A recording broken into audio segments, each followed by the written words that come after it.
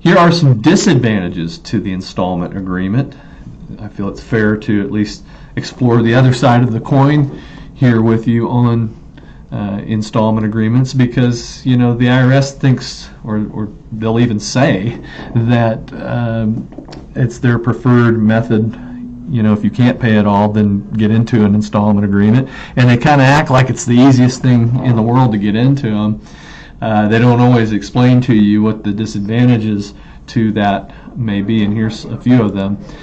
Penalties and interest continue to run against the taxpayer while you're in an installment agreement. I know that sounds harsh, but that is a big misconception among a lot of taxpayers, is that, hey, I've done something now, so shouldn't this just stop running while I'm paying you back, IRS? And the answer to that is a no. The penalties and the interest will continue to run against you while you're in that agreement.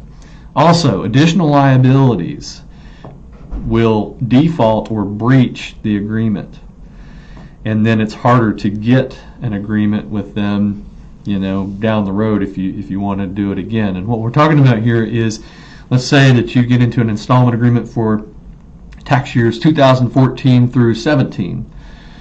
Well, when 2018 comes due and you don't pay that 2018, if you have a liability, then that's going to breach the 2014 through 2017 installment agreement, because that's a contract for a specific term, and it has to reach all the liabilities that are out there, and when a new one pops up that obviously isn't within the terms of the agreement, they say you've breached it, and sorry, collection can start up once again.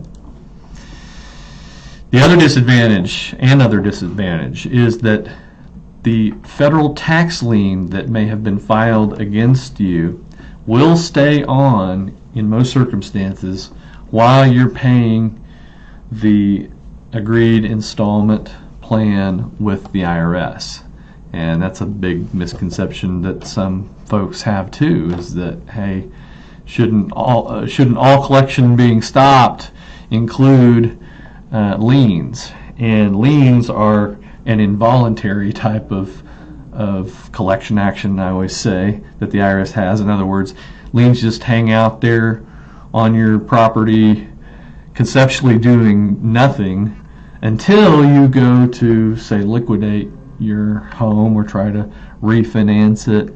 Then they become a very active part of the collection process. Those are going to stay on your property or on you personally while you pay out your installment agreement. So that's a disadvantage.